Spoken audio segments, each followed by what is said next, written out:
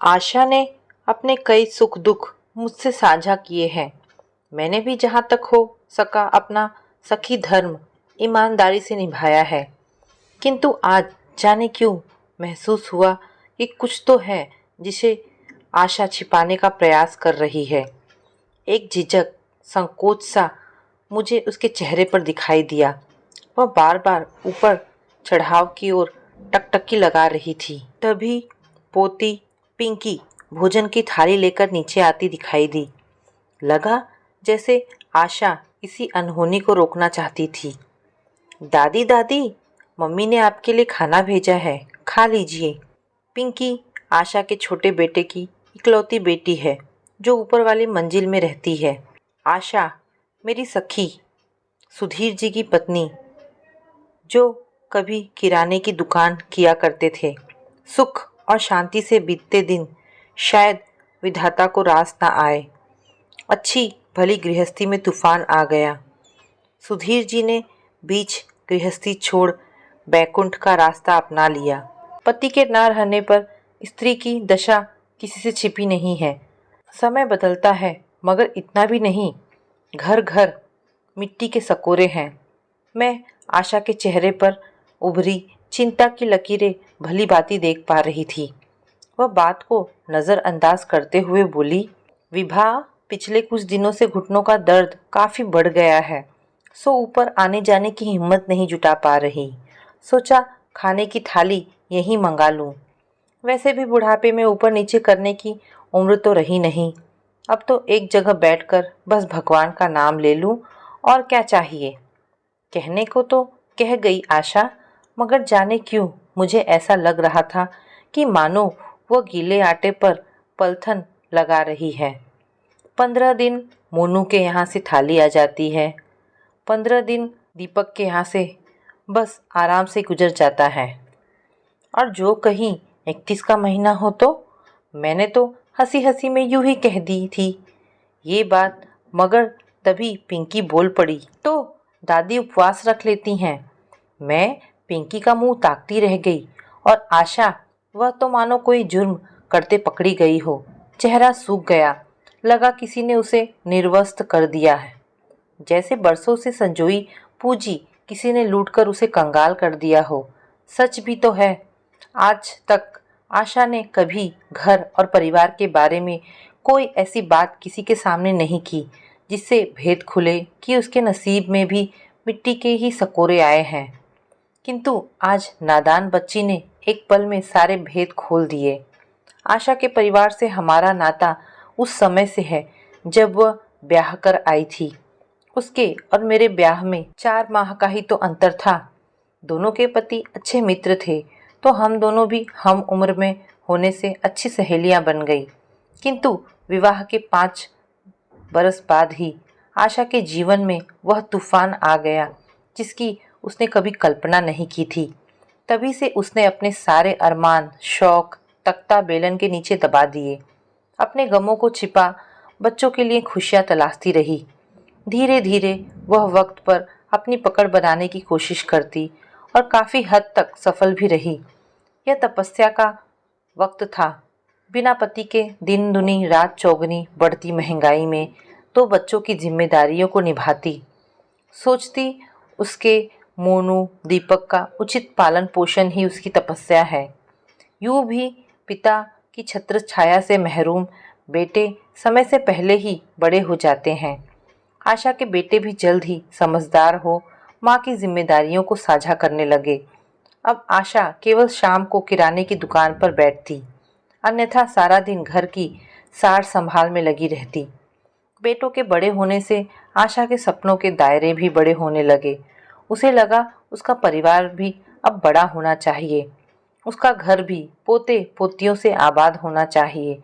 आखिर अपनी आंखों के टूटते सपने को उसने अपने बेटों की आंखों में ही तो संजोया था। वक्त संभलते ही रिश्ते खुद ब खुद संभलने लगे। आशा के बेटे भी कामयाबी की सीढ़ी चढ़ने लगे थे, जवान भी हो गए थे और कमाऊ भी। जिनकी नज़रों में कभी उपेक्षा की पात्र रही आशा और उसके बेटे, आज उन्हीं की निगाहें उन पर जमने लगी। इन सबसे बेखबर आशा की निगाह एक ऐसी लड़की तलाश रही थी जो उसके घर की मान मर्यादा को सलामत रखते हुए कुल की जोत को जलाए रख सके। बच्चे अभी तक माँ के दामन से बंधे थे, सो रोज की आमदनी आशा के हाथों में आती। वह दमड़ी दमड़ी जोड़कर आने वाली बहुओं के लिए गहने बनवाती। अपने रंगों का संसार तो उसने उसी दिन त्याग दिया था जब सुधीर जी ने उससे नाता तोड़ा था। अब तो उसकी बस यही मंशा थी कि उसके हिस्से के सारे रंग उसके दोनों बेटों के संसार में सिमट आए।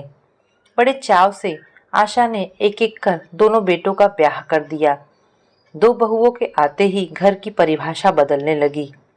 कभी श्री और समृद्धि का प्रतीक आशा का घर अब कभी मौन द्वंद का अखाड़ा बन गया, कभी आस पड़ोस के तमाशे का कारण। खाना बनाने को लेकर तो कभी छोटी छोटी बातों को लेकर सदा किचपिच मची ही रहती। अब आशा करे तो क्या करे, किसके लिए कहे, जिसकी गलती बताए उसी से बुरी। छोटे मोटे झगड़े तो मोनू दीपक के बीच होते ही रहे हैं और वह उन दोनों को डांट भी देती थी अधिकार से। आखिर उसके अपने बेटे थे। प्यार के साथ मार फटकार भी उसका अधिकार था। ये तो पराए घर की अमानत है जिन्हें आशा ने भले ही दिल से स्वीकारा, मगर रीना और सीमा की आंखों में उसे कभी अपने लिए वह अपनापन दिखाई नहीं दिया, सो वह भी उन्हें अधिकार से कुछ कहने में डरती थी। बड़ी मुश्किल से परिवार की गाड़ी पटरी पर आई थी। एक बार फिर पथरीली राहों में हिचकोले लेने लगी। सुधीर जी के जाने के बाद भी इतनी अशांति नहीं आई थी घर में जितनी अब आई, क्योंकि उस वक्त सद्बुद्धि ने साथ नहीं छोड़ा था। बेटे माँ की हर आज्ञा का पालन करते थे। अब वही बच्चे पति हो गए हैं, इसीलिए आशा बेटों से भी कुछ कहते भय खाती थी। शायद अब उसे बच्चों की आंखों में अपने लिए वह श्रद्धा भाव नजर नहीं आता था।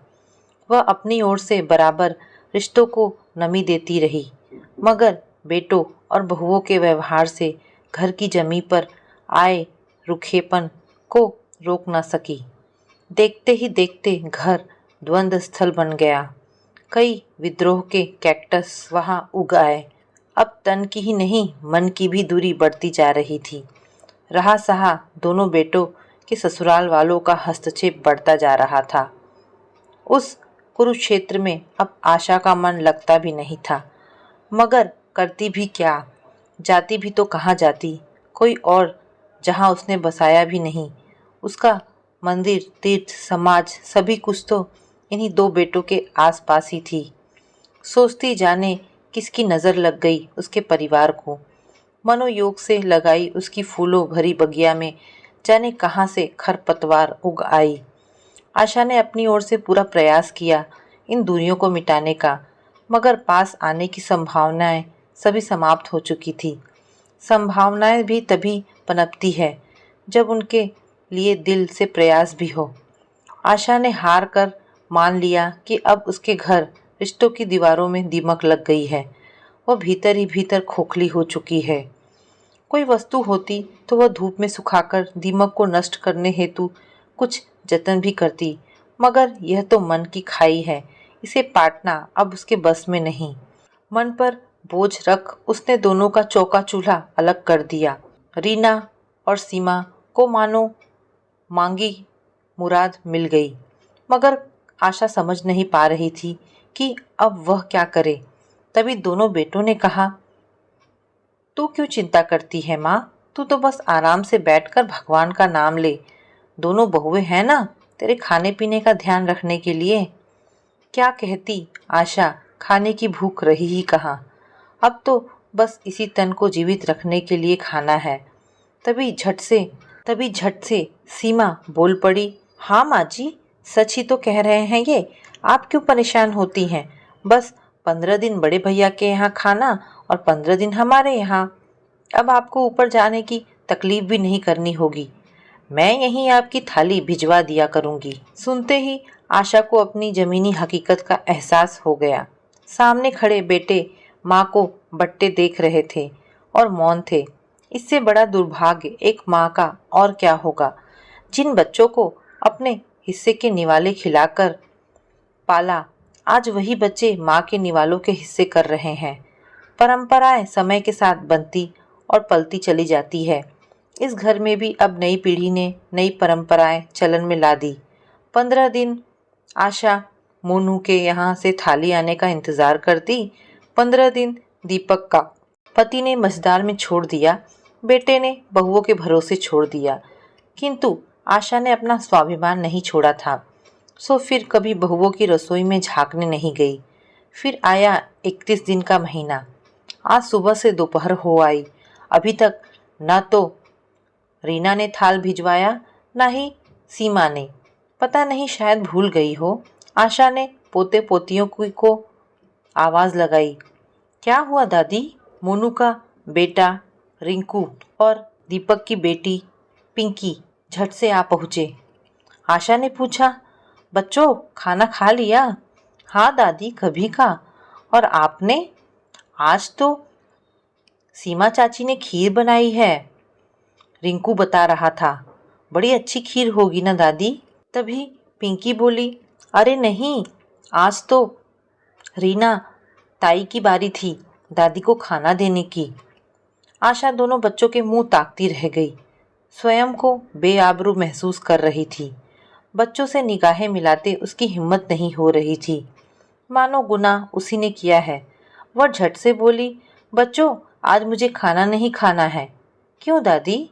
आज मेरा उपवास है। अबोध बच्चे शब्दों की गहराई भला क्या जानते, सो हंसते खेलते आगे बढ़ गए। आशा को लगा एक बार फिर वह बेवा हो गई, बल्कि उस वक्त इतनी जिल्लत का सामना तो नहीं किया था जितना आज दो दो बेटों की माँ होकर भी आज उसकी 2 वक्त की रोटी का हिसाब किया जा रहा है। बहुओं को क्या दोष दूं, वे तो पराई हैं। बेटे तो अपने हैं जो कभी माँ के बगैर खाना नहीं खाते थे। क्या आज उन्हें इतनी भी चिंता नहीं कि जान सके कि माँ ने खाना खाया या नहीं? धीरे धीरे आशा को हर 31वें दिन उपवास रखने की आदत सी हो गई थी। आज उसी आशा का 12वां है। घर में व्यंजनों की महक आ रही थी। दोनों भाई दौड़ दौड़कर पंडितों की फरमाइश पूरी कर रहे हैं, जग के बनाए संस्कार निभा रहे हैं। उस पर महान आश्चर्य कि दोनों बहुएं आज हर बात पर एक मत हो सारे लड़ाई झगड़े बिसराकर काम में लगी हैं। आशा के नाम से ब्राह्मणी जिमाई जा रही है। उनकी इसी एकता को देखने के लिए आशा की आंखें तरस गई। सच, यह मुर्दों का देश है, जहाँ जीते इंसान को मरने के लिए विवश किया जाता है और मरने के बाद उसके नाम से सारे ढोंग दिखावे किए जाते हैं। जीते को डरे, मरे को बरे। यह कहावत शायद किसी ने जीवन के गहरे अनुभवों से कही है। पंडितों के आदेश पर दोनों बहुओं ने गौ ग्रास और कौवे के ग्रास पत्तल पर लगाए। मैं चूंकि आशा की सबसे करीबी सखी मानी जाती थी, सो बहुए और बेटे जो कभी संभव है मुझे आंखों की किरकिरी मानते रहे हो। आज मासी जी कुछ कमी रह गई हो तो बताइए। हमने अपनी ओर से पूरी कोशिश की है कि मम्मी जी को जो चीज़ें अच्छी लगती है वह सब बनवाई है। वहीं मोनू और दीपक भी, मासी जी कोई कमी हो तो बता देना। मैं क्या कहती बेटा, जो कमी रही है उसे तुम अब कभी पूरा नहीं कर सकते। जिस औरत ने तुम्हें अपनी आंचल की छाह दी, अपने हिस्से की नींद दी, अपनी खुशियाँ निछावर कर अपने सारे निवाले तुम्हारे नाम कर दिए, उन सबसे बड़ी बात इस दुनिया में तुम बिन बाप के होकर भी अपने कदमों पर चल सके, उस औरत की बदौलत जिसको तुमने जीते जी 2 वक्त की रोटी में बांट दिया, मगर चाह कर भी कुछ नहीं कह पाई। बस इतना ही कहा, मोनू और दीपक, बेटा दोनों भाई मिलकर ये पत्तल ऊपर ले जाओ और कौवों को बुलाकर खिला लाओ। कौवों का पत्तल जुटाना बहुत जरूरी है। और रीना और सीमा, तुम ये गौग्रास बाहर जाकर गाय को खिला लाओ। मान्यता है कि इससे मृत व्यक्ति को तृप्ति मिल जाती है, वह परलोक में भोजन पाता है। रीना और सीमा पूरी गली में घूम आई। मासी जी, गली में दूर दूर तक कहीं गाय नजर नहीं आ रही। वहीं दोनों बेटे भी ऊपर से उतर आए, बोले बहुत आवाज़ लगाई, काँव काँव, मगर एक भी कौवा नजर नहीं आया। पंडित जी कह रहे थे, अरे यह तो अच्छा शगुन नहीं कि ना तो गाय ने ग्रास खाया ना ही कौवे ने। इसका मतलब है मृत व्यक्ति ने भोजन नहीं स्वीकारा। तभी पिंकी और रिंकू, जो काफ़ी देर से सभी की बातें सुन रहे थे, बोले, अरे नहीं पंडित जी, आज 31 तारीख है ना, आज ना दादी का उपवास रहता है, इसीलिए। तो दोस्तों, ये कहानी यहाँ पर समाप्त होती है। आपको ये कहानी कैसी लगी? अगर आपको कहानी पसंद आई हो तो प्लीज़ इसे लाइक एंड शेयर करें। धन्यवाद दोस्तों।